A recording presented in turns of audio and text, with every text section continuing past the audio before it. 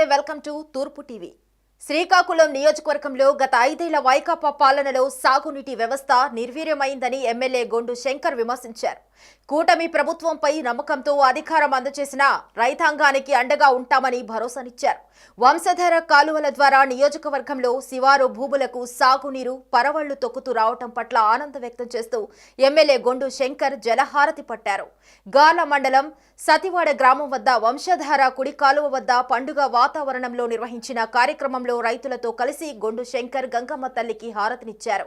ఈ సందర్భంగా ఆయన మాట్లాడుతూ సంవత్సరాల తరబడి కాలువల్లో పూడిక తీయకపోవటం, గుర్రపు డెక్క పేరుకుపోవటంతో శివారు భూములకు సాగునీరు అందని దయనీయ పరిస్థితులు నెలకొన్నాయన్నారు।